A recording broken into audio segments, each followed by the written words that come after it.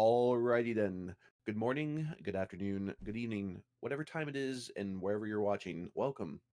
This is the very first FPS Junkies podcast. My name is BKJ, and I will be hosted by my lovely and best friend, co-host, Prisms. Hola. How are we doing today? I'm doing fantastic. Oh, that's great. Yeah, sorry, we're just Fantastic. very nervous doing this right now because we were just literally talking about it. So we're trying to get the nerves out. So, just for anybody wondering what our main focus is going to be with this podcast, we are strictly going to be focusing on FPS games, as it clearly states. We are FPS junkies. We have played COD, we have played CS:GO, we have played Overwatch, we have played many more. H1? And We want to throw BRs in there. well, H1? H1 is considered a third Foreign? person, I would think. So we'll just leave it True. at that. But today we're mainly going to be focusing on Call of Duty. And today was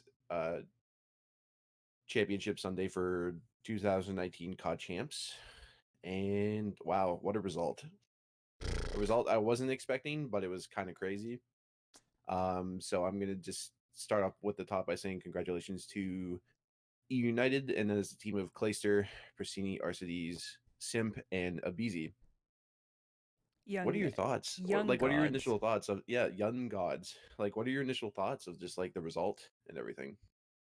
Mm, I guess I'm kind of surprised. It's like I'm I surprised that agree. I'm not surprised because Yeah. their last showing at Miami was super super strong. Mm-hmm. Um, but we did see them struggle kind of a little bit here and there in the bracket.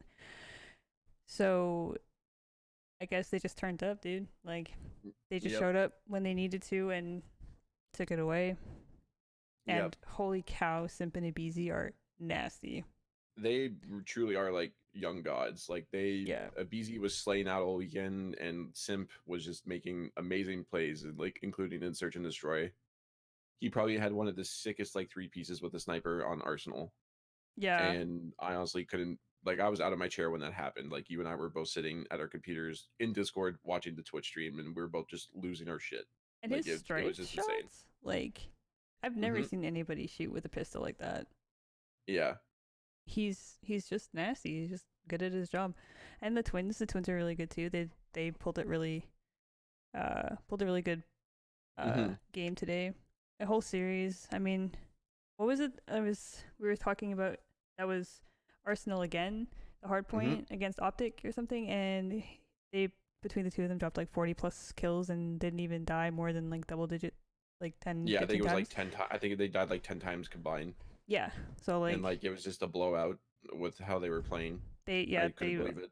they all showed up.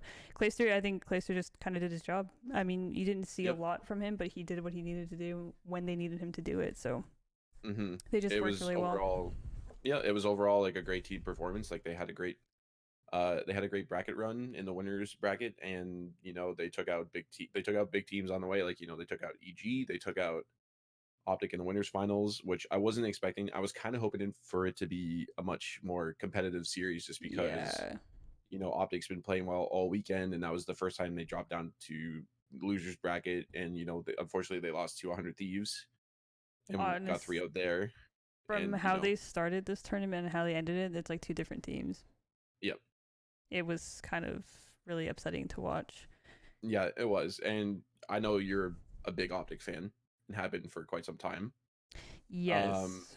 what was your let's go back to the winners bracket final. Okay.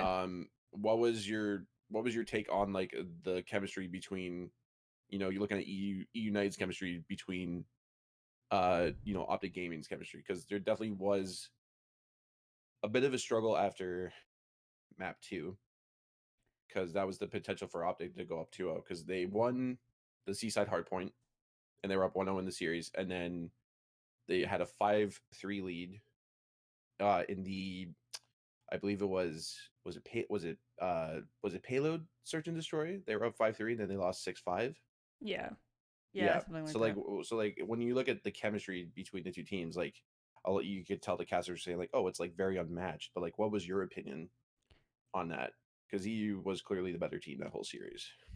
Yeah, so with that hard point, I mean, it was pretty clear that Optic was playing like how they should have been playing.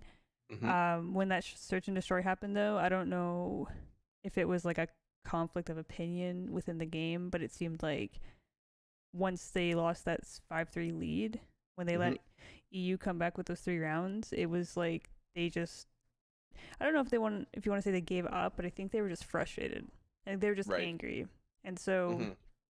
it's not so much that they were like upset that they blew a lead like that. I just think that from that point on, they just were just mad. And so, I mean, I know playing and being like flustered and stuff, like you just start performing worse and it just Hmm. kind of like snowballs. It's like a huge snowball effect. So, Yeah. not certain how, I mean, you know how they lost the search and destroy, but not certain how they lost the search and destroy because they shouldn't have. Like, Dashy posting up numbers like that and then for the rest of the team to not like help them out, it's really unfortunate. Yeah. And I don't even know if Optic really initially deserved to be ahead. Right. Dashy, maybe. The rest of the team didn't really pull their weight until halfway through that game. Yeah. So I don't know. Yeah, because I'm looking at the bracket score or the winners final score right now, and so the hard point, uh, Optic was very dominant, and they won 250 to 109. And then looking back at the search again, like as we discussed, they lost the 5-3 lead and lost 6-5, and then they got 3-0'd in the control on frequency, and then in the hard point they just got slaughtered. Like they lost 250 to 52 on Arsenal. That control game could have went really differently too if they didn't make those silly little mistakes like we were talking Mm-hmm. about. They were watching that control room Mm-hmm. and TJ had that war machine and he was getting those kills, but like they weren't getting onto the point. So they weren't capping, like they were at one point, but I think they like kind of dispersed from the Yep. point and so they stopped watching window and they started watching other exits while not capping it or not getting the time on it. And Mm-hmm. if they had just doubled up on it and watched window, watched exits, I feel like maybe there was some sort of miscommunication. But Yeah. if they were sitting on point, then they would have won it because they were basically double capping and getting spawn kills. So Yep. that control, if Uh. it would have went, it went 2-1, and they maybe could have brought it back, but who knows? Yeah. Do you feel that if Optic won the S&D and instead of it being 6-5 for EU, it would have been a potential 6-3 or 6-4 for Optic? Do you think that would have like, do you think the momentum still would have been there after the hard point for them, knowing the fact that like they're up 2-0? Because I personally feel that after they lost that S&D on payload, that it was just a struggle from there on out, and the control was clearly a huge momentum swing, just for the fact that like EU was playing super aggressive, and they were constantly, I believe they were flanking quite a bit, and Optic was getting shot in the back a lot, and then that caused a lot of spawn traps in the end too. So I feel like the pressure was definitely there, and just Optic had no way around it. Yeah. Well, if they had gone up in that search and destroy, and like we've had that conversation where they would have had a 2-0 map count, Yep. and that stress and that I guess worry of like, well, if we lose the next one, like we're out, like that wouldn't be there. So whatever happened in the search and destroy, it was, I think, pretty obvious that the communication started spiraling, and Mm-hmm. in that control, it was very apparent that the communication was spiraling because as a pro gamer, you pick up on these things pretty quickly. So for them to not realize Pristine just keeps flanking them, or for them not to watch certain things, it seemed messy. It didn't seem orchestrated. It seemed messy. And Optic is really good at frequency map, and Mm-hmm. so and they're like half decent at control. They started this year out really good on control, and they've made some incredible comebacks in control. But it Yep. seemed like it's like they didn't know what was going on. It's like there was like a miscommunication throughout that whole series after that first hard point. Mm-hmm. I definitely agree there. I definitely feel like excuse me, I definitely feel like Optic is one of those teams that's had a great control like game all year. And I know they had the only team they truly had to struggle with, I found, like prior to the EU team was or to EU United, was in winners round 3 against Reciprocity, because Reciprocity actually played really well against them. in the control, and I believe that was on Gridlock, if I'm not mistaken. Their No, sorry, control Arsenal. it was Arsenal. They lost three to Um, two. they lost 3-2, so it was close. It was Yep. very close, but you could tell there was a struggle there. Um, their S&D gameplay was definitely a lot better compared to most events that we've seen in the past. But I mean, you got guys like Tej and Dashi who are just again another pair of young gods Yeah. this season playing on a team together. Dashi is like one of those snipers that is just insane, and in the words of Benson, he's a walking montage. Couldn't believe like some of the plays he was making, especially like in past events and even this weekend. Mm-hmm. And going back to the whole simp, like you can't believe how good he is with a pistol in one-on-one gunfights. And Dashi's probably the only other sniper that doesn't use an RK7 that is Yep. just really good with a pistol, and Yeah. it's crazy. Um, so we'll move on to the losers bracket final, which OG ended up playing 100 Thieves. Uh, Unfortunately, they lost 3-0, and they definitely you could see the struggle and like the worry after losing 3-1 to EU. And the S&D was, or sorry, the hard point was a 250 to 210 on Seaside for 100 Thieves, and then 100 Thieves won on Arsenal on the S&D 6-4. So again, another close game. And then my biggest my biggest thing I found with Optic was the control series on Arsenal.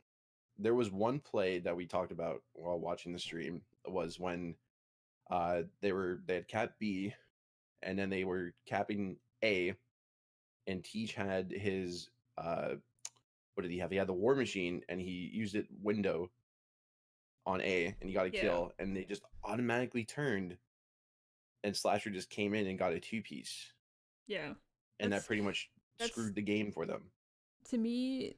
That's the miscommunication. That's Mm-hmm. the like I'm picking up this. Watch your this. You know, like I'm picking up blank. Watch your blank. We haven't seen blank in a while. Like they should be respawning on this side of the map. Mm-hmm. Um, I don't remember specifically how many people were up, but I think most of Optic was up. And I think they were Yep. split because as they were capping A, they were capping B at the same time because I think that they Yep. had a team wipe. So they tried to cap both, which was a smart move. But whoever was coming off B, either they might have gotten killed, I don't remember, or they might have tried to get into vents or something. Yeah. But for whatever reason, they weren't there to pick up that trade, and Yeah. there was no Yeah. reason for it. I Yeah. don't. I just think they I played can't it really remember the stupid. play. Yeah, I can't remember the play fully after they cap B, but But it you would was think like that they were probably playing spawns, like they were playing the spawn trap so that they couldn't get there, so that they could cap A. you would And think. you would think. I mean, they kind of were because TJ was hitting that window, knowing that they'd come off spawn and try to get the window. Mm-hmm. But I don't know, that whole series. It just seemed like it was little mistakes after little mistakes. Like, we were talking about that search and destroy, and how Yep. those guys were coming out of lobby, and TJ could have kept planting the bomb, but he didn't. His enable came flying out of lobby. Scump was hitting him, and he just got off bomb and had his entire Mm-hmm. back exposed. That I think Slasher or Octane came up behind him and killed him in the back, and just like that. I think it was a 4v2 or something, and they ended up winning that round. Yeah. So I it was just like yeah, little things like that. yeah, there was definitely like some sort of panic going on that just caused them to unfortunately give up on certain plays or just make really small mistakes, because go like as we're talking about the S&D, like they were down 5-1. They were only down 5-1, and they were making a comeback, and they lost 6-4. So like I mean, it was better than a 6-1 loss, but There it's was a just couple of small rounds that they could things. have had, like that one round specifically. If they were up 4-2, plant the Yep. bomb back up, let the two people try and defuse the bomb. You got numbers. Why aren't you Yep. playing numbers? Right? Yeah. It was Like what why aren't was you holding the lanes properly? was it the 1v1 on control where it was Scump and Slasher? Was that the search and destroy? I don't remember.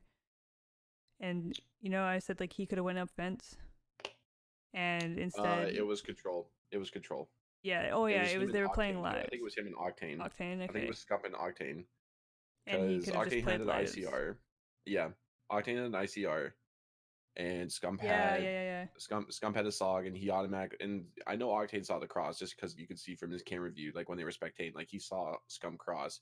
Yeah. Honestly, I think Scum could have easily just played at the cube instead of going to vent. But if he did, but I don't know if going to the vent was a smart play. Or he could have And went the only reason back. I say that, right, he could double back. But the only reason I say that is because Octane has like the long range weapons, so like Octane could literally just hold a door or the stairs or like trophy. Like he could literally look whatever direction he wanted. But I don't know. I think at the end of the day, it's like Solo it was capping like takes so long though that like Scump could have played around with him. yeah. Like But he I could think they have were went one way, already. came the other way. Like he could have went down to spawn stairs and Jiggle Hmm. peeked, started shooting at him or something, trying to force Octane out, or then he could have like double backed into lobby and started coming from there. Like he could have Hmm. toyed with him probably a fair bit, or like you said, stayed on cube and just like played the cube and Yeah. just like ran around stim shotting all day long because that's the thing. Yeah. Yeah. And then I think the other thing too was, yeah, he could have, like you said, like he could have gone Van, could have double backed and everything, and definitely played some sort of like shoulder peak game with him. Yeah, Um, I don't know. It's just one of those. It's just one of those situations where you kind of hope like they clutched up there because it like it's a play like that. It's also the window like holding window if you're double capping A and B at the same time. Like that's it's so crucial to always have window control in like on Arsenal if you're even if you're playing like you know hard point control S&D, like it's such a big thing. And unfortunately they just couldn't clutch up. And as much as some of the games were close minus the control, like it sucks. yep. And and then of course going to the final. The final was actually a lot of fun to watch. There were definitely a lot of good plays between EU and 100 Thieves, and because ended up going to a map 5, Mhm. Search and Destroy. The Search and Destroy was, the first map, United smoked 100 Thieves 250 to 126 on Seaside, and then going to the Search on Hacienda, 100 Thieves won 6-3, and then on the frequency control, 100 Thieves won 3-1, and then on the hardpoint Arsenal, it was a fairly close game, but again, E United came out on top with the hard point. And then the final search was crazy. Six Yeah, to four, 6-4, and then E United ends up winning the championship. And that's Clay's second reign, and then everybody else on the team got their first reign. yeah. It was. If you think back of the last year, it's almost a Cinderella story that Mm-hmm. EU ended up winning this event at all. Yeah. They haven't had the greatest year in Call of Duty. They've kind of struggled a little bit, Mm-hmm. and then they picked up Simp. I think they had said that they picked him up uh, just after the summer started. Like it was like just before Miami or something that they picked him up because he was still in high school. Uh, Apparently, he only turned 18, like yeah. just before he graduated. So Yeah. he Because he went. was playing under. Miami was his he- first CWL event. That's Well, I mean, because you can't. if you're talking about, well, I don't know. That's a great question because like I'm pretty sure I want to say he was on there for Anaheim. I could be wrong though. Because I know like he was playing under EU's youth team, and he was also playing on. He was playing March. with like it was He March. joined. Okay, so Yeah, he joined them in March. So he played under the CWL May 5th. hmm The CWL Pro League. I guess that was the stage playoffs or something, or the start of it. it might have been the start of it. Yeah, it doesn't give specifically what it was, but Yeah, May 5th. because I know they benched JCap and then they brought in Sim because they needed more of a like a aggressiveness like presence to their team. And with Abizi, like they're both like SOC players, and they're both like they're both really aggressive, and their shot is just on point, and they're just really quick, like how you were saying earlier today, like when we were talking about it, when comparing like other like SOC players and just how fast they are. Yeah. um So he played in CWL London okay. under E United. Yeah. So that That was was May probably his. 5th. Yeah. So since then, so his first championship was the stage playoffs. Yeah. Okay. And that was Miami. So that was his first championship, and he also got MVP. Oh, because you got second in the Pro League. Okay, that makes more sense. Because it's showing Yeah. like 1 to 2, and I'm like, okay. So yeah, um, CWL London 2019 second place, CWL Anaheim 2019 fifth, sixth place, Yep. CWL Pro League 18th place. Oh, I guess he got a bonus, and then yeah, it's been first place. He got first in the All Star game, so that's pretty cool. He's that good of a player. He won the All Star game with Lucky, Octane, Temp, and Slasher. Yep. Yeah, that's pretty impressive. I Yep. mean, he played an And amazing search game.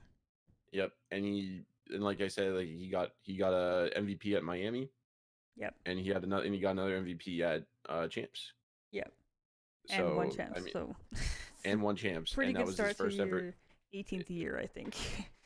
Yeah, yeah, 18 years of living on Earth, and your first year in the Pro League. I'd say he had a pretty successful year. Yep. I mean, And even if you got second, I mean that's still better than most people get in their first tournament. So yep. under a And pro team. we were talking, like how we were talking about this earlier today. Like me personally, I wanted 100 Thieves to win. Uh, and it's not because of being fans of 100 Thieves. It's just I would have preferred them to win as a spectator. Yeah. I know.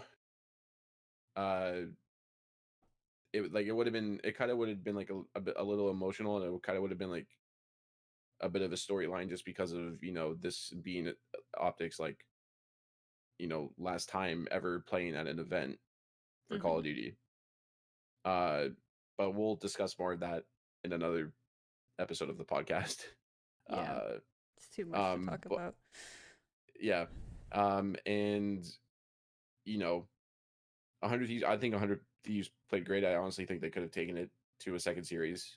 But they had a great year too. Like they had they won two back-to-back championships, and they won London, they won Birmingham, and they also won or sorry, CWL London, which I believe was in Birmingham, if I'm not mistaken. And then they also won Anaheim, Yep. which was crazy. They could have had a three-peat if they had won Fort Worth. Yep. But I think honestly, I still would have preferred to see them win. But you know what? Regardless, congrats to United on their win. 100 Thieves winning this would have been interesting for that one storyline of Nate Shot. Yeah. He won the Modern Warfare 3 tournament, which I know is not actually classified as the world championships. As the world champ, yeah. But it was the first $1 million tournament. So he was on Optic Modern Warfare 3. They won that. If his team had come out and won this one and knocking Optic out, that would have been a really cool storyline to follow up with as well, considering he was a really big person to attribute to the growth of Optic, and it is for what it is today. And I think a lot of Optic fans, including myself, would have been totally okay with 100 Thieves winning and just kind of happy and proud for him at the same time, knowing that he started this org on his own and he brought Call of Duty into it, and it's just kind of given us almost two teams to cheer for. We're not going to get upset about 100 Thieves beating Optic. We're like, hell yeah, Nate Shot, keep it going, dude. Your team is killing it. There was no bad blood, I don't think.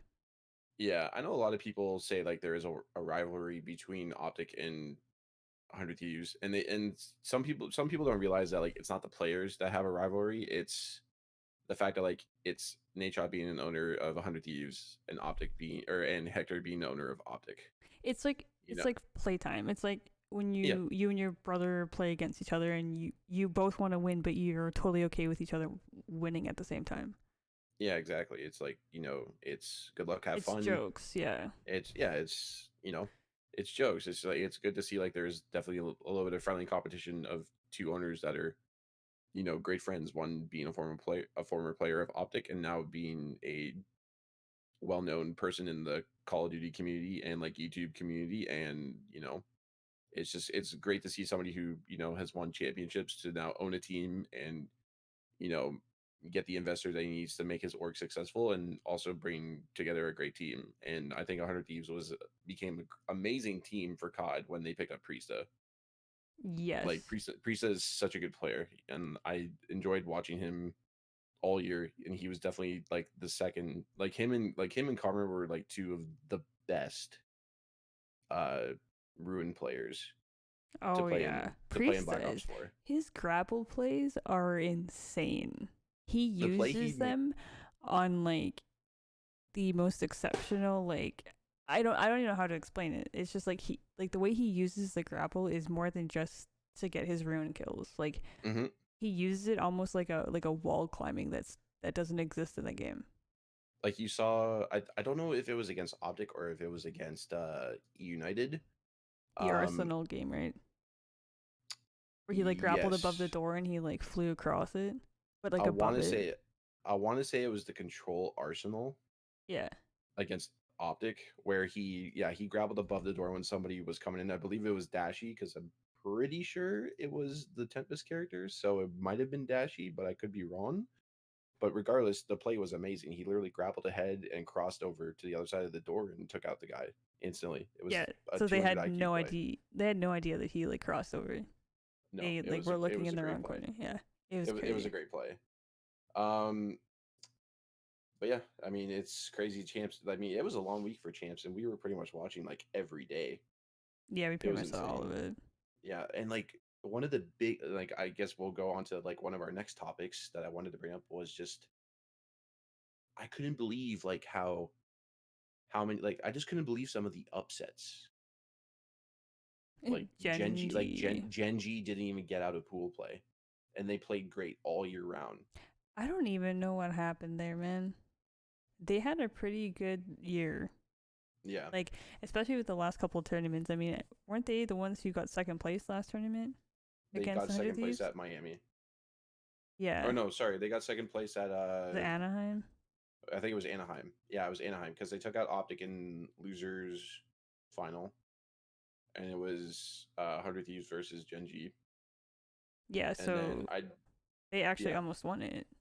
yep, Like, I don't know what happened, honestly. And I don't even think they know what happened at the end of the day. no, I think they're just well, as like, what the heck did we do wrong? I'm looking at the pool. I'm looking at the pool right now. Like they lost 3-2. Like they played an AM team for like I don't know who. I know I'm gonna say like a lot of these are AM teams because I don't know like I didn't know who like some of these teams were. Like I didn't know who Team War was. I didn't know who Fuego was. Animosity, uh, Mazer. What's another one? RBL. Like I'm guessing that's Reborn. Who's that team? RBL. RBL Esports. I don't even know who that is. And I apologize to anybody. um, but yeah, like they lost to Fuego 3-2. So, You know, some of the big names on Fuego that we know, or the big name is Mad Cat. We know Mad Cat as the EU okay, player. so it was an EU team.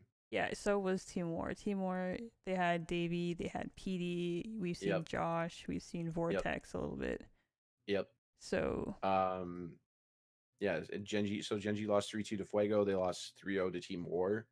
Like I'm looking at the score between Team War. Like they absolutely got dominated on hardpoint gridlock. Didn't even get 100 points. But the control and the S&D were really close. yeah, And then looking at the game against E6, they got 3-0 by that was a E6 close again. game. The hardpoint was really close. The S&D was really close, and then the control they got 3-0. Yeah. Like E6 is another team that played really well this weekend, considering the fact that like I don't even think they were even like they were in the pro league. I'm pretty sure. Yeah, I believe they were. Yeah. Yeah, the Um. hardpoint 250 to 232 6530 control.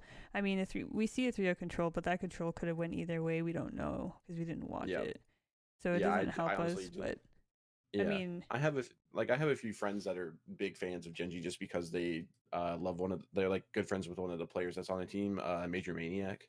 yeah, Um. And Major Maniac's a really good player. yeah, And he is. I think one of the biggest surprises this year was seeing Spacely benched twice. I don't know what they were doing with that poor I guy. didn't understand. I didn't understand because I'm pretty sure He they basically bent. created Genji, Yep. the team, I guess, not the brand, and Right. they. I mean, they were doing pretty well with him. I thought. I didn't think I that. thought they were too. I thought they were too. I didn't see an issue. Yeah, and then they brought in. Is that when they brought in Major Maniac to replace him? No, Major Maniac was already on the team. Um, Who they brought in. replaced It Spacely? was Envoy. It was Envoy they brought in. And then they dropped Spacely for Nagafin, Nagafin. Yeah, they and benched then Spacely for Nagafin. brought Spacely back, and then brought Nagafin back. Yeah, Okay, yeah, and then they didn't make it out of pool play for yeah. champs. I mean, there was. It's okay to have a bad game, but for Gen G, I mean, the amount of talent that's on that team. Hmm. I mean, we did see Optic literally get like 200 clubbed. Like they lost 250 to like 50. Like they got blown out of the water.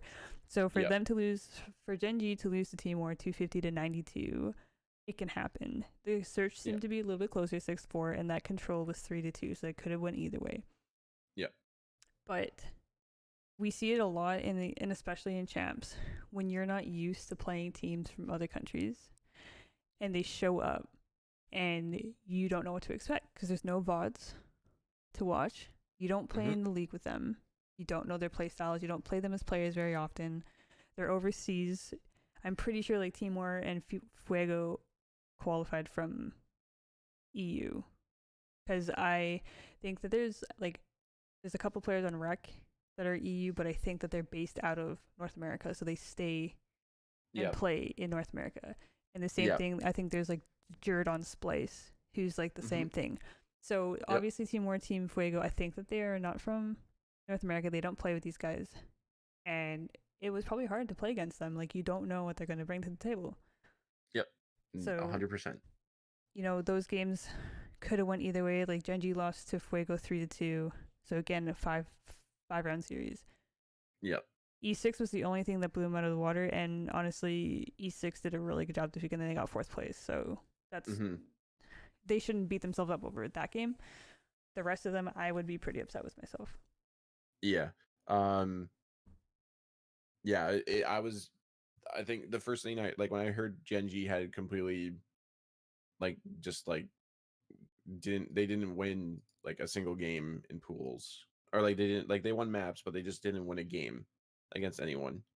Yep. It's kind of crazy that they only won two maps the whole weekend. I think that And was what everyone was like kind of surprised. Like, I don't because think people realized who Fuego or Timor was until you see the no. names and you're kind of like, oh, okay, well, they've been around for a long time. Like, some of these players have been around for a while. Yeah. So, like some of them were like old Epsilon and stuff like that. Like, you've seen these names for years. So, I mean, those teams are probably stronger than we expected them to be because we just didn't know who they were. Yeah. Like there were a ton of good teams like who we weren't expecting, like like War, like Team War was one. Who was another one? um Sicario came out and Sicario. showed up, and I Yeah. don't know a lot of people on that. Yeah, Sicario. Chino, Let's look at the Tommy. roster. Chino, Yeah, Tommy, okay. I know Okay, them. so we do Chino, Proto, Tommy, Proto. Yep. And then I don't know who Linny or Exceed are. no. Um, but I saw some games from them and they're actually playing pretty good. Singularity. Singularity. Oh, Singularity That, played really well. and this is another uh, EU team. Singularity Right. is from, the team is from England, the organization's from Denmark. They have one Denmark player on their team, that's Kleenex, who is absolutely nasty. Yeah, Kleenex I is love the name. disgusting. It's Kleenex, just clean Kleenex X. Detain, beautiful players to watch. Yeah. They're incredible. Yeah. And then again, I don't know a lot of these guys, but they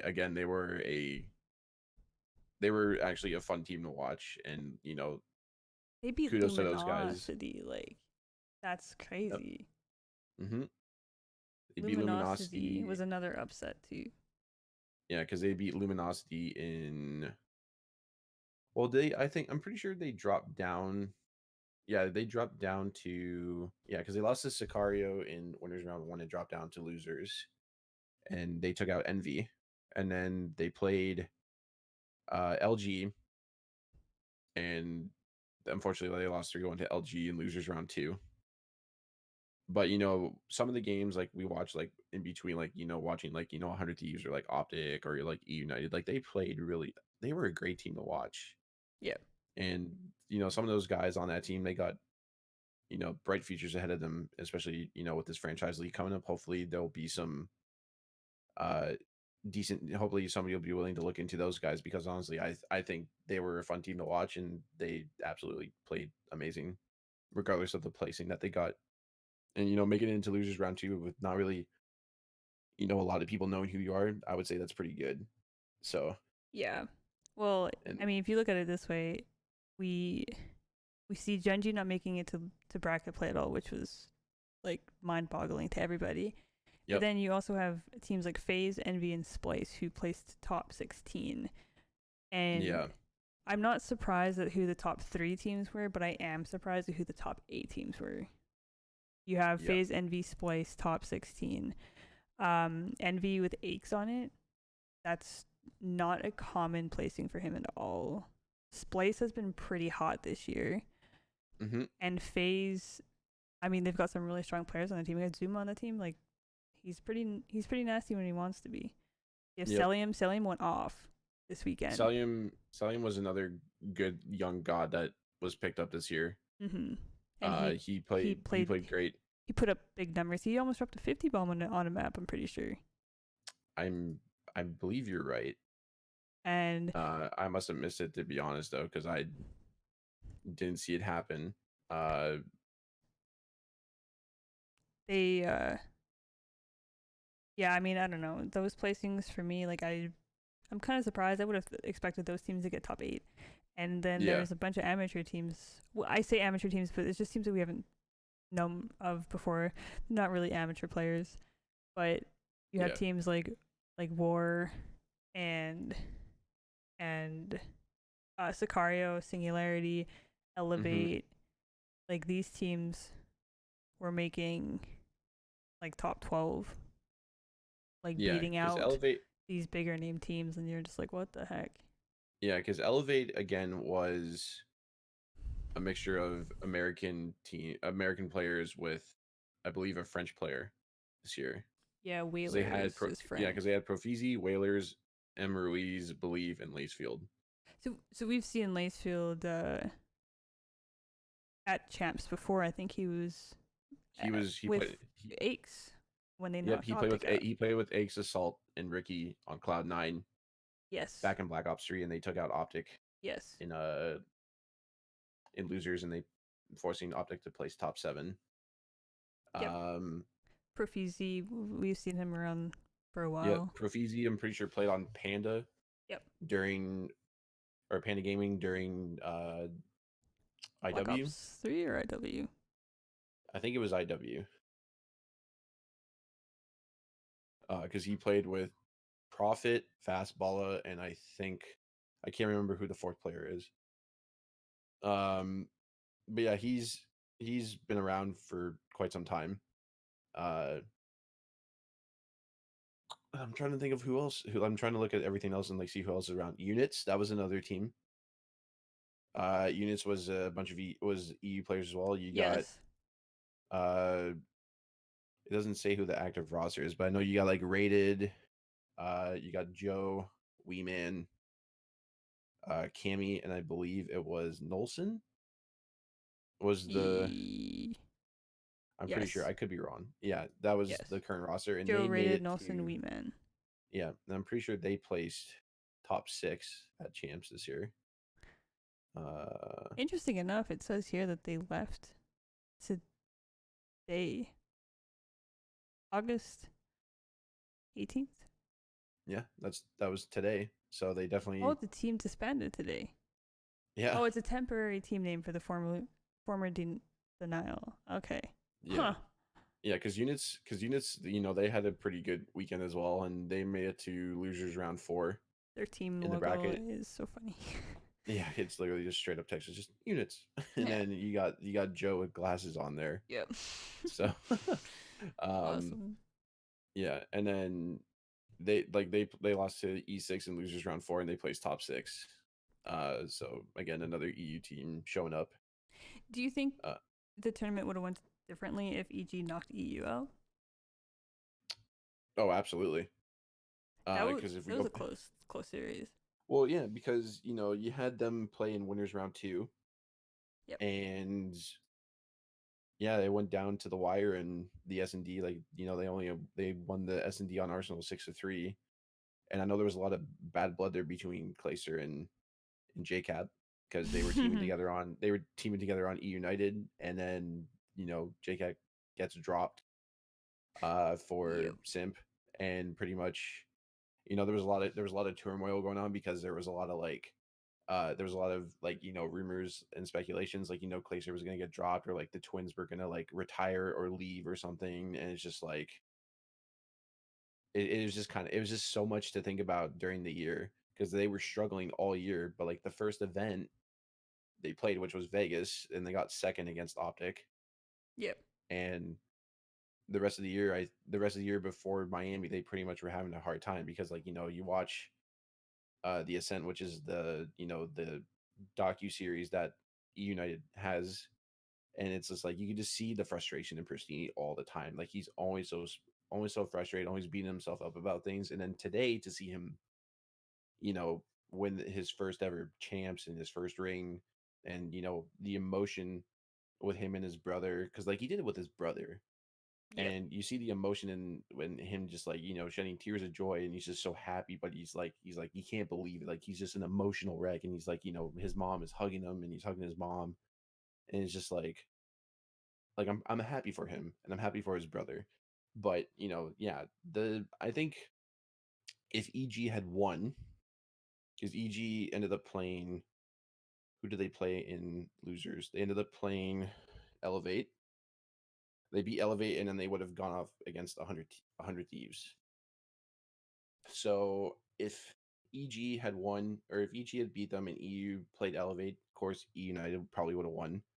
And then if they played 100 Thieves in losers round 3, wow, I had a hard time saying 3 there.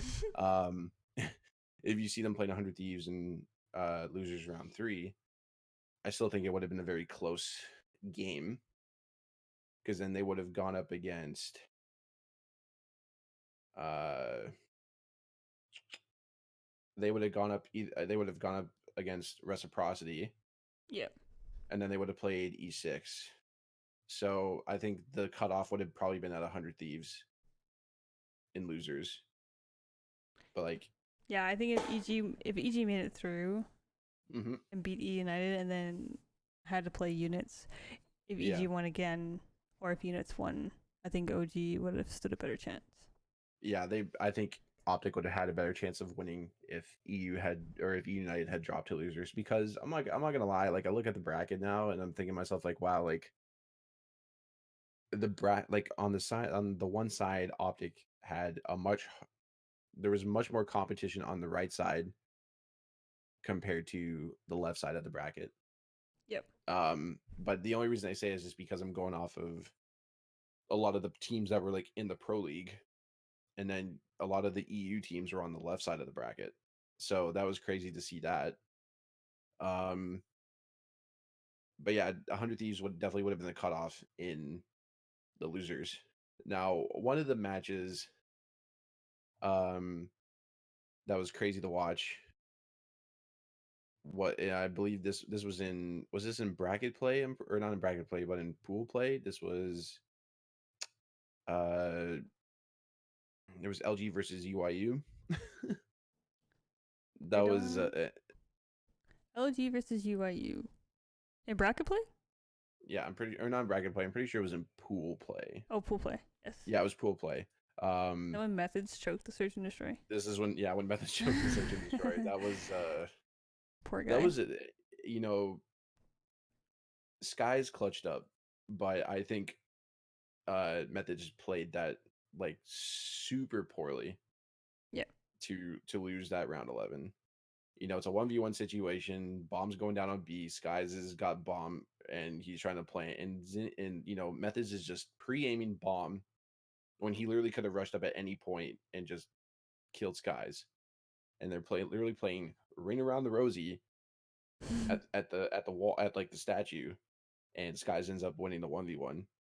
And you know, because LG lost to Singularity in round one in the first game.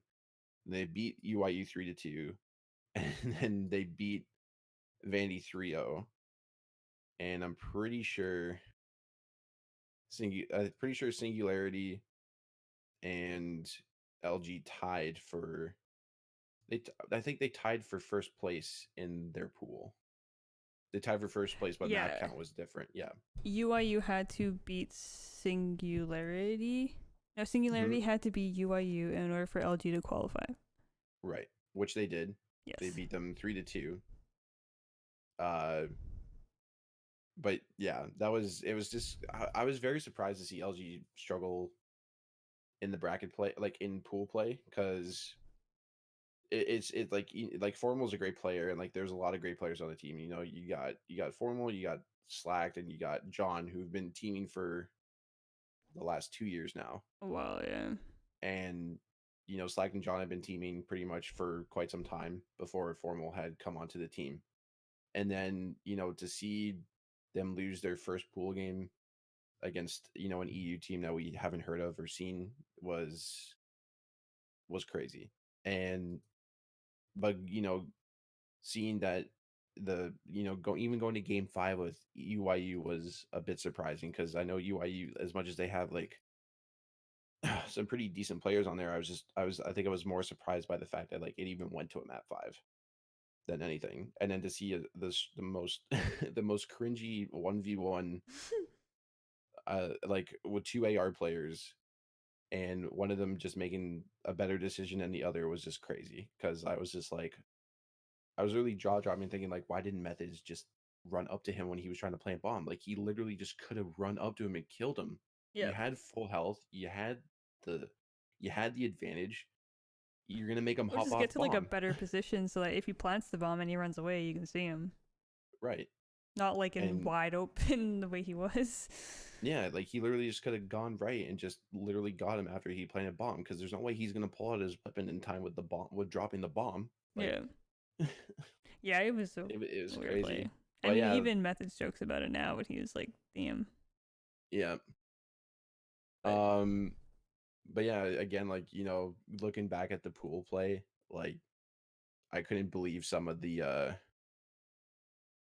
I couldn't believe some of like the upsets, but just like I was just surprised by seeing a lot of like these EU teams, show up and play like really good and make it into champs bracket.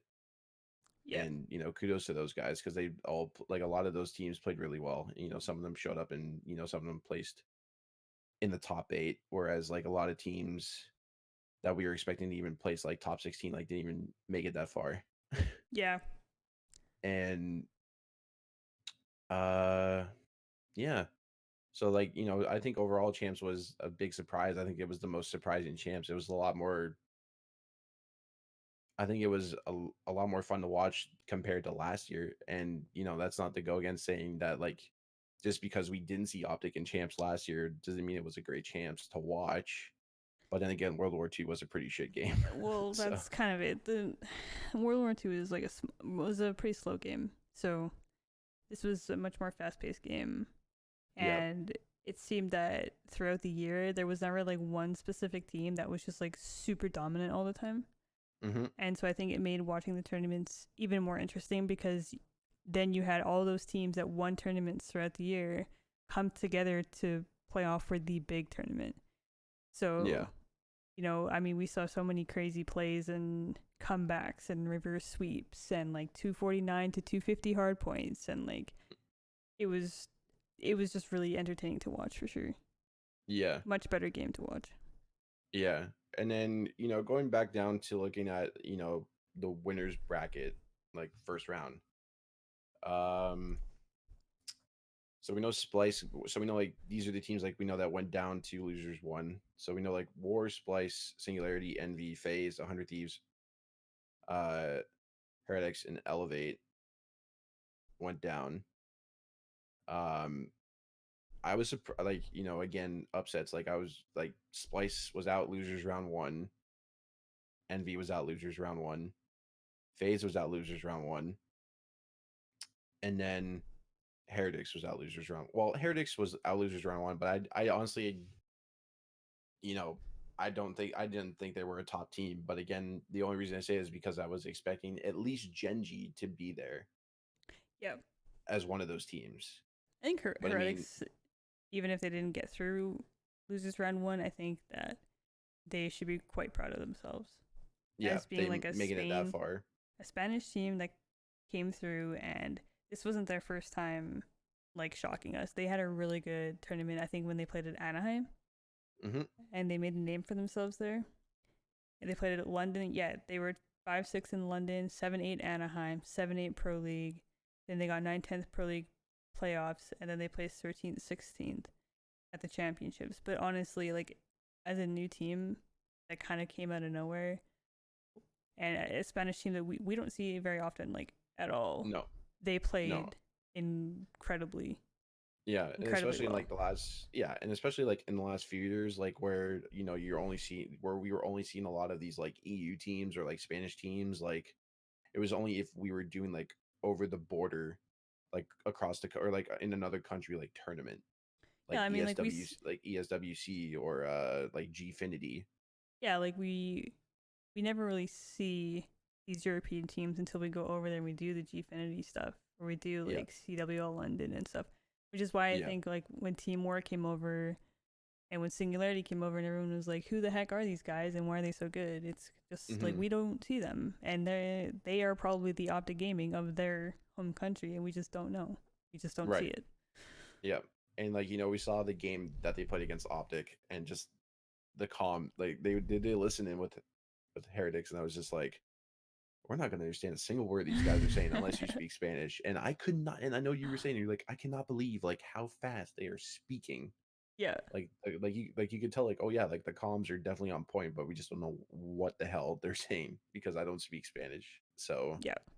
um Props to but yeah, them, by the way, for doing that because yeah, for I like think the it's great that viewers that watch like from home. I know they hmm have like Spanish Twitch channels and stuff like that. They have other languages, but I think hmm it's just kind of cool for them to like respect them enough to give them that listen in, even though we might not understand it, or a majority of people yeah, might not understand it, because yeah, it's fair, right? Like even though we might not understand it, I'm sure there's plenty of people that live in North America that do speak Spanish that might actually understand it, and it's just it gives them like an equal fan base. Like it's yeah, just fair. Like I was glad that they did that. yeah, And that they, when they uh had interviews, they asked them, they said that they could speak in their native language if they wanted to. right, So that was pretty neat. yeah. So to allow them to do that, that's good props on CWL there to allow them to do that. But it was nice to see some sort of like listen in with that team. Yeah. Uh, yeah. And then looking again back at losers round one, like you had Singularity take out Envy, uh, which I'm not gonna lie, Envy had a pretty rough year. Um, last year Aches had a rough year in World War II, and he ended up winning the last event of the year, which is Champs with Assault. I believe it was Assault, Apathy, and Silly for World War II. And then this year they just didn't do well, even when they ended up trading Hugh to Splice and picking up Gunless off of LG. I still think even picking up Gunless didn't really make much of a difference because the chem just didn't seem like it was there much. I think, And I know, I was just go going to ahead. say that I think Yeah, no. sometimes it's like too little too late. Mm-hmm. Like in Gunless's case, like he was on LG and he started off well on that team. Yep. It was last year, I believe, the beginning or the towards the end of last year. But like, you could tell towards the end of it that he just didn't care. He didn't want to be there. I don't know if it was like like an Optic version 2 where like the Hmm. vibes were so bad it was like pointless for him to care, and he just didn't want to be there anymore. Yeah, I And mean, I mean, getting picked up with Aches, like they did a, I think they had a really good first event together, hmm but it's you're coming out of the floodgates too late. I mean, most of these teams have been together for the whole year at this point, and or at least a good chunk of it. They've played a few tournaments together, and Gunless seemed like, I mean, he got there springtime, right? It was like I remember a bunch of stuff going down. He was at EDC, never showed up for scrims or something. Like there was people were hmm like talking shit about him, yeah, and so I think it was just like too little, too late. Like he ended up getting to Envy, and it was just he was a good player to have, but he probably just didn't fit that puzzle piece. Like he just wasn't the right puzzle piece for that team. right, yeah. Yeah, I know, like, as much as, when you look at certain teams and you look at them on paper, it sounds like a great team. But then again, when it comes to the physical gameplay and seeing them, try to put the pieces together and, see if it works. As much as LG did win an event this year with uh Gunless, they won the second event of the year. Yep. Uh, and, you know, to see the struggles with players and like the chemistry and like not being able to like work together and like the vibes are just not there, and then trying to switch teams to see if it'll make a difference. Like, I mean, LG ended up getting good players out of Bracken Skies. Like, they played really good, and they also played good in the pro league as well. I just don't And think then it was enough. yeah, I don't think it was enough. Like, I mean, it's just John didn't seem to have a very good event. I don't no. think. I don't remember hearing a whole lot of people like talking about him or talking him up. Like when John makes good plays, like because Hmm. John can be a really smart player. I'm sure he had some like good moments, but it just seemed that the chemistry just like it just wasn't there. Hmm. So I don't think no matter how hard LG tried, I don't think they were gonna get out of that. I don't think Yeah. they're gonna come away with a win. Same thing goes for NB and same thing goes for EG. I just don't think the chemistry was ever going to be strong enough. Yeah. Um. Yeah. So Envy went out in losers round one. And then moving on to the next one is, which was actually a great series to watch for a losers bracket match, was FaZe versus Envy. Or sorry, FaZe versus 100T. That was Yeah, actually a really fun series to watch. Um, that reverse sweep, that I, control, yeah, the reverse sweep on the control was insane.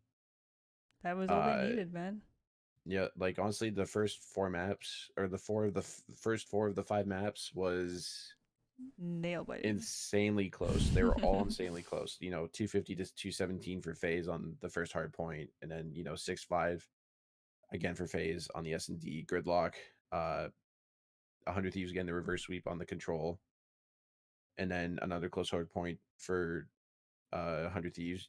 They won 250 to 228, and then the last S&D, like, not a very close one. It was 62 for 100 Thieves, but again, it was a great series to watch.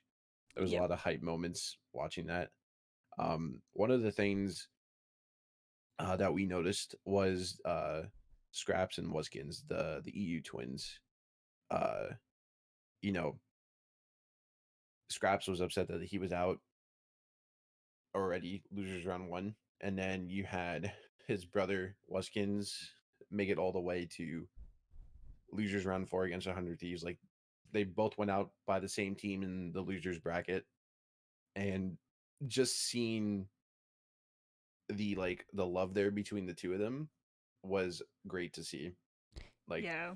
the emotional support by both the brothers, like regardless of like what they finished or like where they placed, was just, it was great to see. I thought it was probably one of the most like loving things you could see, like esports wise, like for Call of Duty, especially like for brothers who are twins and are not playing on the same team. Like, it's pretty Yeah. great. And and you also had like, and again, like going back to the whole United, like you see Pristini and RCDs and like playing on the same team, they're twins and just winning champs. Like, it's awesome. I thought it was That's just a great thing to see. it's got to be a feeling that you can't replicate like Hmm. ever. And no one will really understand it unless they're them. You know, you can win a tournament and you win that tournament for your friends or your family or your significant other, but like when you're like side by side and like you grew up together doing this and you're both of you just like working together to get to the same point in your life, like Yep. and then actually achieving it is crazy. Like I'm super super happy for them. And Yep. with Wuskins and Scraps, that was yeah, like it was another heartwarming thing where you just felt for them. Like Yep. you felt for them because yeah, they played against each other and one team came out on top. But Hmm. they've gone through so much together. They're both EU players playing Yep. in North America, playing in a pro league together. They went from, you know, going to Gfinity events and just getting their name out there to now playing on North American soil and living a dream to them.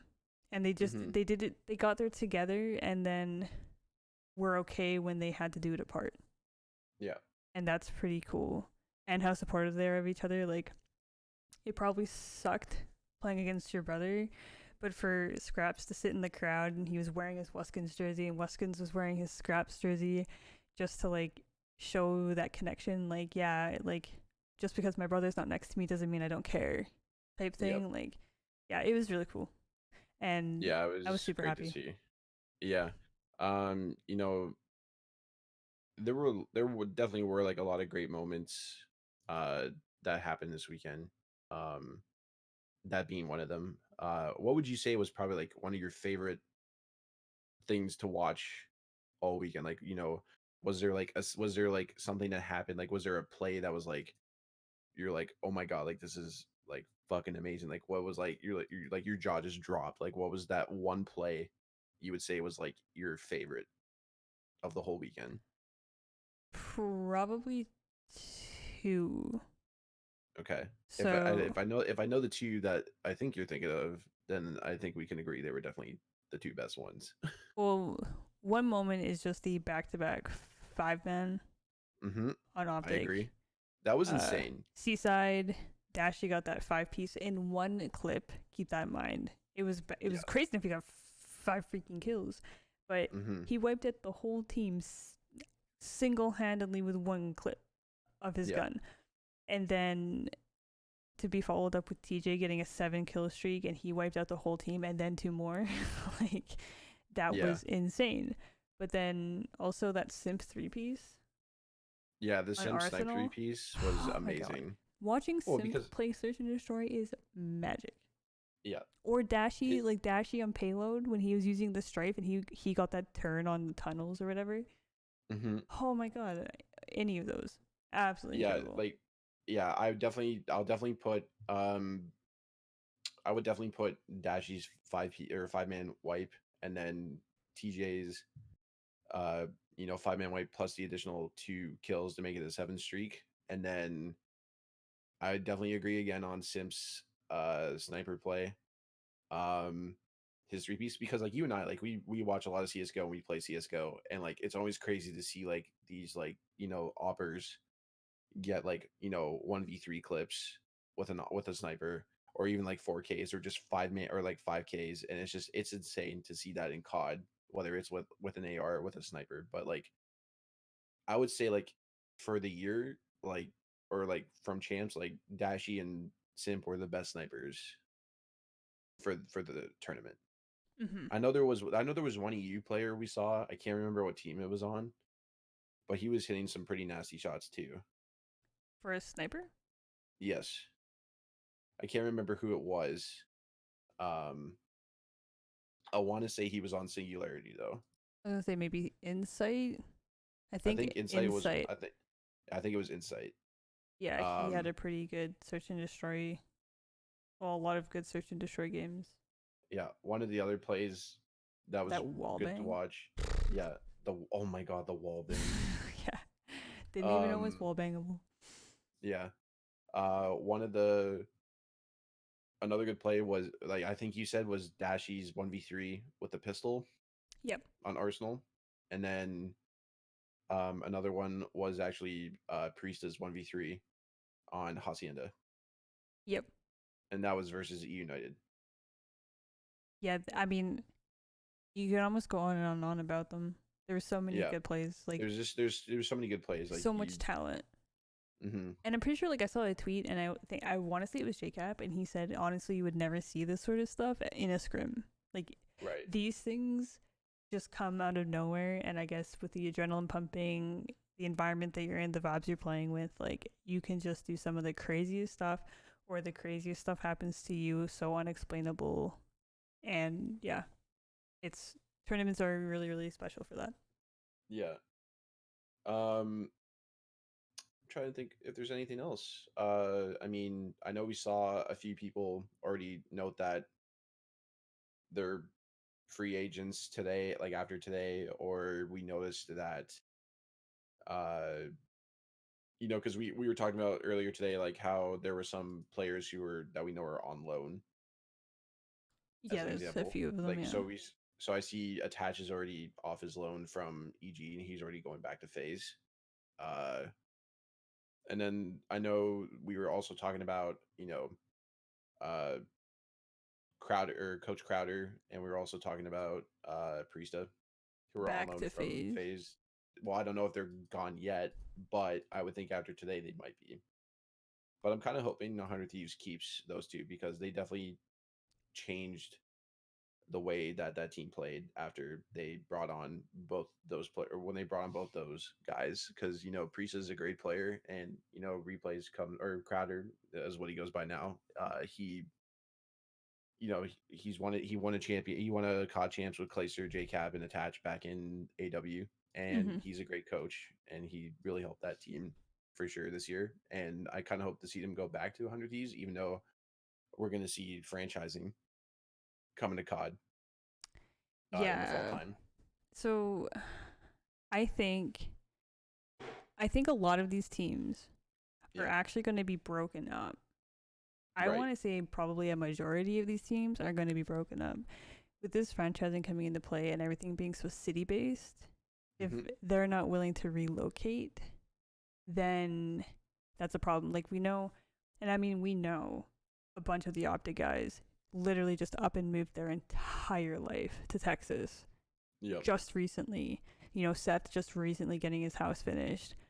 hmm Dana and Ian, they're engaged now. They have their own place. Damon has a kid, and Yep.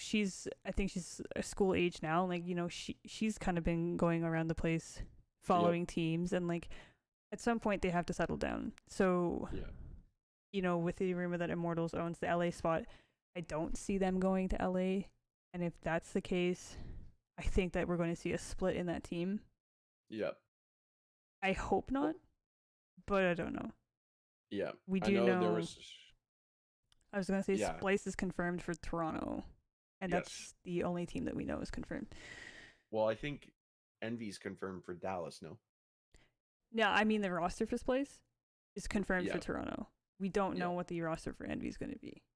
Right. Because we don't know if Aches and that team are going to be considered still on contract after today's events, Yeah. and if that's the roster that Hastro's going to want to use for his to represent like the Dallas team, because we don't know what because we still don't know, like, are they going to be going off of like, oh, like it's going to be uh like like as an like because we don't know like what they're going to be called, like what they're going to be calling these teams. Like we know, like, as much as Splice's roster is going to be representing Toronto's, we don't know if it's what Toronto's team is actually going to be called. Like it's not going to be Toronto Splice, because that doesn't sound right to me. Yeah. It's gonna, like, we don't know what they're going to call them, just like because it's just like how Overwatch has their league, like, Texas has the Dallas Fuel and the Houston Outlaws, or like LA has the LA Valiant or the LA Gladiators. Like, Yeah. we don't know what they're going to call these teams yet. And again, like you said, we don't know what rosters and what team are going to be representing these people yet, because right now I think it's only 7 confirmed places right now. From what we saw, it was like Paris, Dallas, LA, Minnesota, Atlanta, Atlanta, Toronto. Toronto. Did I already say Toronto or no? I don't think so. I don't think so. And then I don't remember what the seventh is. Um, but anyways, yeah, we don't know who's going to be representing these teams, and like you said, you don't know if players are going to want to relocate. Oh, Paris, that was it. It was Paris because there's also I'm there's interested. also like EU. Yeah, I'm kind of interested to see like we have some of those EU players, Yeah. like Weskin Scraps, obviously. You have like Zed, Mm-hmm. Dylan, Tommy. They're kind of spread across the board now, but wondering if they're going to. I will probably suspect that there's going to be a London team, I would think and so. then if that's the case, then I would say teams like Rec are probably going to split up. I want to say unless FaZe gets another California spot, you might see that team split up Yeah. because Immortals has that spot, Yeah, and we don't know or if the like Immortals might pick up FaZe. I mean, 100 Thieves is based out of California. Like, I don't know. I think you're going to see a ton of these, like LG's is actually Canadian based.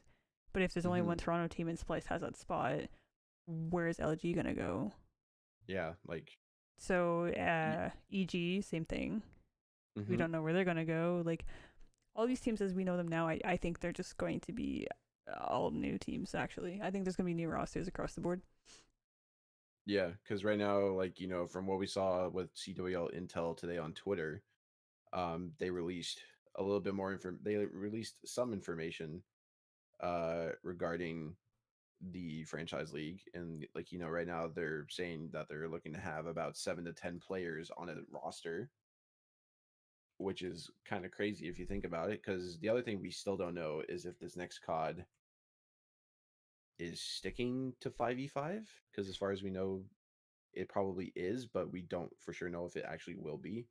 I want to say, based Um, off that sole information, there's going to be 7 to 10 players to a roster. I think it's so still going to be 5v5.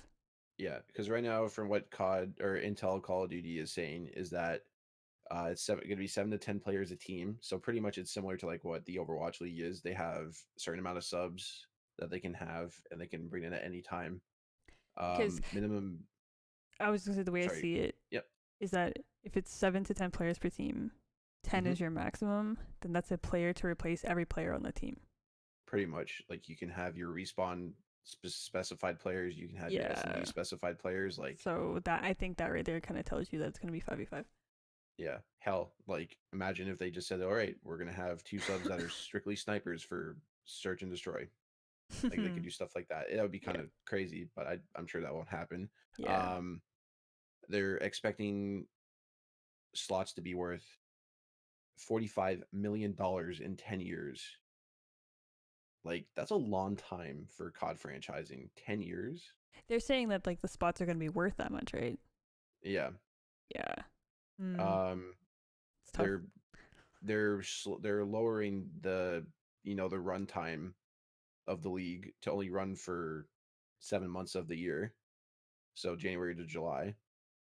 Don't know how that's And going they to work out with a new COD coming out in November or October, depending on what comes out. Yeah, because I think it'll be October the game comes out because we know we also saw today that the beta starts in September.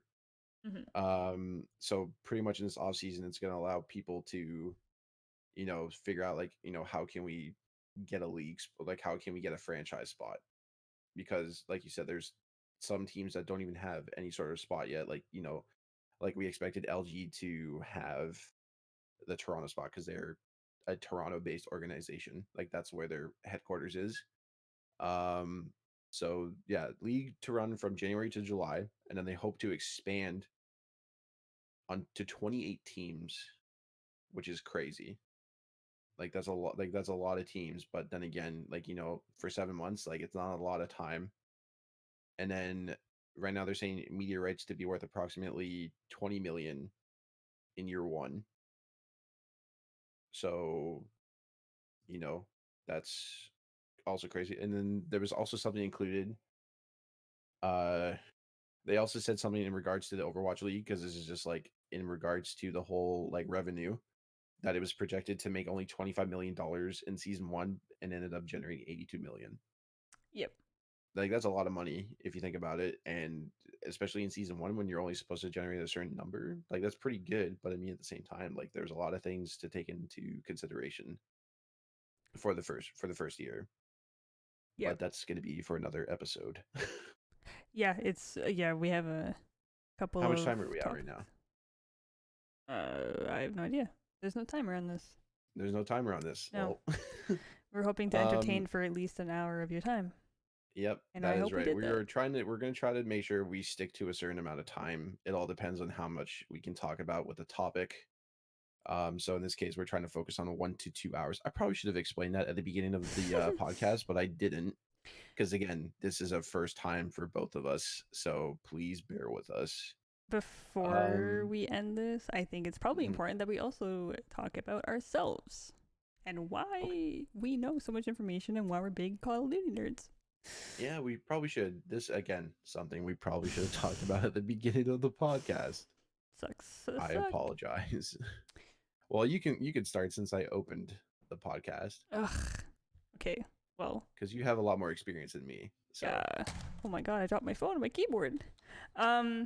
Yeah, you accidentally I. deafened yourself there. Gosh darn it. I always deafen myself. Gosh. Um, yeah, so I am known as Prisms, but my name is Olivia, and I've been playing Call of Duty since the very first Call of Duty came out. Um, Basically, just I started competitive Call of Duty back in Black Ops 2 when I did some MLG game battles, found a team through the boards, same story as most people, I guess. And then I just kind of went on from there. In Ghost, I teamed on my first female team. Mm-hmm. Attended a LAN on Ghost. I attended a LAN on Advanced Warfare. I think a few of them. I've been on a couple of teams here and there. And then I most recently helped run the Female Pro League that some people may know of. Did that for a season. And then I've just kind of stayed away from Call of Duty, stayed away from gaming, did my own thing. I mostly am more in tune to like Counter-Strike and boots on the ground type video games. This jetpacking era was not kind to me.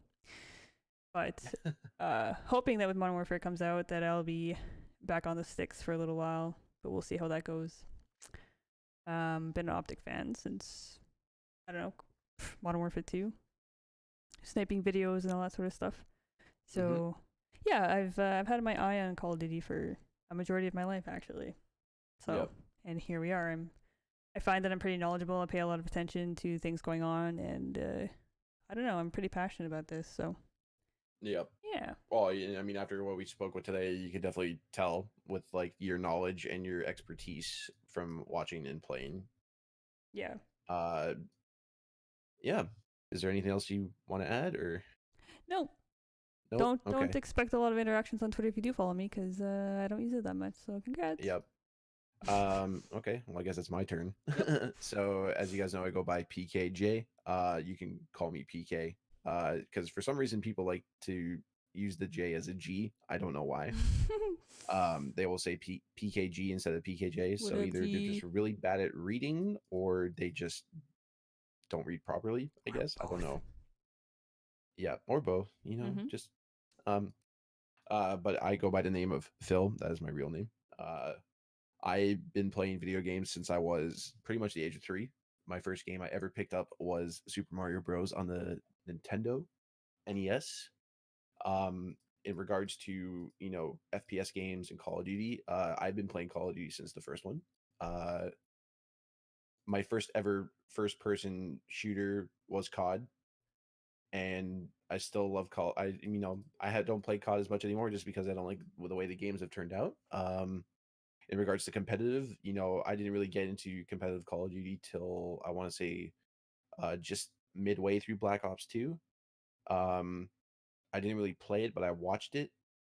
And my first, I can't remember what my first stream or whatever first event I watched was. I've attended 2 events. I've never played in any. Or actually, I've attended 3 events. One was a local called EGLX in Toronto, where I coached a Halo team for Halo 5. That was in 2016. I would say I have okay knowledge, and that's why I have Olivia here to kind of help me out while I ask the questions so that she can give me her knowledge and expertise on everything. And, again, our goal is to hope to, entertain you guys with what knowledge we have, but also to kind of, discuss and expand on certain topics within like the community. And, we're gonna try to bring these podcasts to everybody. I want to say what, once a week kind of thing. Yeah, Maybe like, hoping for sure. hopefully we're hoping, excuse me, we're hoping to keep this a constant thing, Yep. and we're going to try to keep them at 1 to 2 hours again. um and yeah, I mean, I don't play competitive Call of Duty anymore. I don't really play a lot of competitive games much anymore. Like, I just kind of play when I can and try to enjoy it as much as possible. But I'm too busy living my career as an assistant TV editor in animation right now. And yeah, I just like, this was something I've always wanted to do. And kind of after this last week, we just kind of decided to put it in motion, I guess. So We had a lot to say, and it was kind of wasted conversation when we just talked to each other. yep. And here we are again, talking to each other. Yeah. And it's not really a waste of time. It's a great time. You guys better Here for a good time, enjoy your not a long time. time. Yeah, exactly. Or Cool. both. Or both. Yeah. So I think we're gonna end it off there. If you guys enjoyed the podcast, be sure to leave a thumbs up. Thumbs up. I'm You pretty sure know, we're putting this on YouTube, right? yeah. YouTube, I'm going to see if um, I can find a way to put it on Spotify. Give us a follow, add it to your favorites. That'd be mhm. sick. Yeah, we'll make sure to put the links down in the description below on Yes. our YouTube channel so you guys can check it out. Don't forget to Again, as hit Olivia said, subscribe. yes, hit subscribe, like, turn on that notification button. Yep, exactly. And as Olivia said, she doesn't use Twitter a lot. I guess I kind of do. I guess I do. Um, so if you guys want to follow us, let us know. Or if you want to follow, feel free to follow us. I don't have open DMs. I may not follow back, but if I know you, great. If not, I'm sorry. But we appreciate the follows, and we also appreciate the subscriptions. And we'll try to try to keep this as a weekly thing. But yeah, if anything, I will post Twitter updates for Also, when things go live. it would be super fantastic if you left it in the comments below what you would want to hear on the podcast. We do have just over a handful of subjects that we do want to talk about for sure, but we are totally open to any sort of ideas and suggestions from people that actually want to listen to them. So Yep. hit that in the And comments as well. yep, right now we have about, I want to say, we have about 6 to 7, subjects besides from COD champs and everything that we just talked about that we want to add into our arsenal of topics. But yeah, guys, I think we're going to end it off there. I think it's been a decent first podcast. No, Hopefully. hopefully, Yep. I guess we'll see. Yes. Anyways, guys, thank you very much for tuning in. We'll see you on the next one. I am PKJ, and this is my lovely host, Prisms. Hola. Have a good morning. Have a good afternoon. Have a good night. We'll see you next time. Bye.